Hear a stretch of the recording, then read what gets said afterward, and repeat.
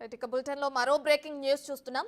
తెలంగాణ రాష్ట్రాన్ని క్రెడిట్ కార్డులా వాడుకుని కొత్త ప్రభుత్వం నెత్తిన 7 లక్షల కోట్ల అప్పుల భారాన్ని మోపిన కారు పార్టీ సోషల్ మీడియాలో కాంగ్రెస్ సర్కారుపై కారు కుతలు కూస్తోంది. 10 ఏళ్లలో తాము చేసిన అరాచక పాలనలో అప్పుల విషయాన్ని దాచిపెట్టి 6 నెలల్లో రేవంత్ సర్కార్ 25,000 కోట్లకు పైగా అప్పులు చేసిందని సోషల్ మీడియాలో కక్కోలు పెడుతూ తమ దిగజారుడుతనాన్ని బట్టబయలు చేస్తున్నారు. శాసనసభ లోక్సభ ఎన్నికల్లో ప్రజలు బీఆర్ఎస్ పార్టీ బట్టలు ఊడదీసి ఉతికారేసిన వాస్తవాలను కప్పిపుచ్చడానికి నిస్సిగ్గుగా నిందలేస్తుంది.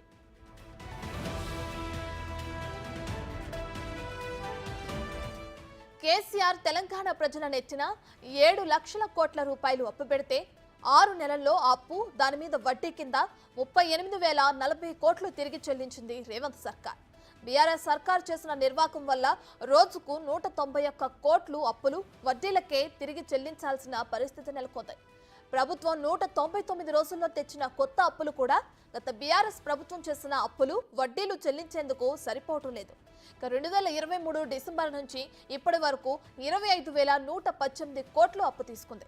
ఇదే వ్యవధిలో గడిచిన 10 ఏళ్లలో చేసిన అప్పులకు 38,040 కోట్ల అసలు వడ్డీ కలిపి కిస్తీ కట్టిందంటే ఆర్థిక పరిస్థితి ఏ స్థాయిలో ఉందో అర్థమవుతుంది.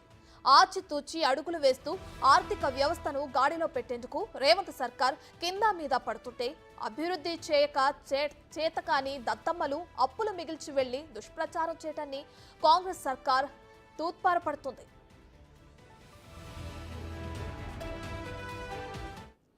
రైట్, ఇదే అంశానికి సంబంధించి మా డిప్యూటీ బ్యూరో చీఫ్ సాదిక్ మరింత సమాచారం అందిస్తారు. రైట్ సాదిక్, తెలంగాణ రాష్ట్రాన్ని అప్పుల ఊబిలోకి నెట్టేసిన అటు కేసీఆర్ ప్రభుత్వం ఇప్పుడు కొత్తగా కొలువుదీరిన కాంగ్రెస్ సర్కారు పైన నిందలు మోపడం మనం చూస్తున్నాం సోషల్ మీడియాలో. దీనికి సంబంధించిన డీటెయిల్స్ ఏంటి? ఎస్ రత్న, 10 ఏళ్ల కేసీఆర్ ప్రభుత్వంలో బీఆర్ఎస్ ప్రభుత్వంలో 100 ఏళ్ల విధ్వంసం జరిగిందని కూడా ముఖ్యమంత్రి రేవంత్ రెడ్డి చెప్పినట్టు విషయాన్ని స్పష్టంగా కనబడుతుంది.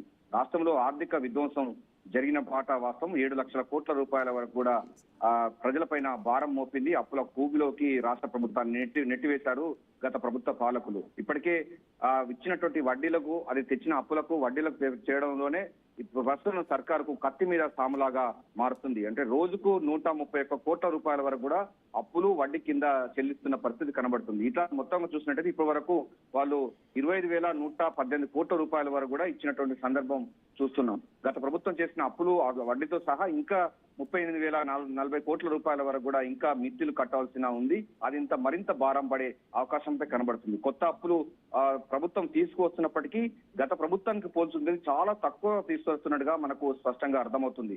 ఒకవైపు గత ప్రభుత్వం చేసిన నిర్వాహకం వల్ల, ఆర్థిక క్రమశిక్షణ లేకపోవడం వల్ల ఆర్థిక విధ్వంసానికి సంబంధించిన గాడిలో పెట్టేందుకు రేవంత్ రెడ్డి సర్కారు పూర్తి స్థాయిలో ఆర్థిక క్రమశిక్షణతో మిత్తిలు కడుతూ కిస్తీలు కడుతూ గత ప్రభుత్వానికి సంబంధించిన వడ్డీలకు కడతా ఉంది. సో అదే తరహాలో ప్రభుత్వం కూడా ఆర్థిక వ్యవస్థను గాడిలో పెట్టేందుకు పూర్తి స్థాయిలో ఫోకస్ పెట్టింది. వచ్చేటువంటి బడ్జెట్ సమావేశం సందర్భంగా వివిధ శాఖ సంబంధించిన అధికారులతో చర్చలు, సమీక్షలు జరుపుతున్న నేపథ్యంలో గత ప్రభుత్వం నిర్వాహకం అంతా బయటపడుతున్న సందర్భం కనబడుతుంది. ప్రభుత్వం పూర్తి స్థాయిలో కూడా ఆర్థిక క్రమశిక్షణతో కొత్త బడ్జెట్ తయారీలో తరమునుకలవుతుంది. మిత్తిలు అంటే గత ప్రభుత్వం చేసిన అప్పులు తగ్గిస్తూనే మరోవైపు ప్రజలపై భారం పడకుండా పూర్తి స్థాయిలో కొత్త బడ్జెట్ రూపకల్పన చేస్తున్నారు. రత్న, రైట్, థాంక్యూ సాదిక్.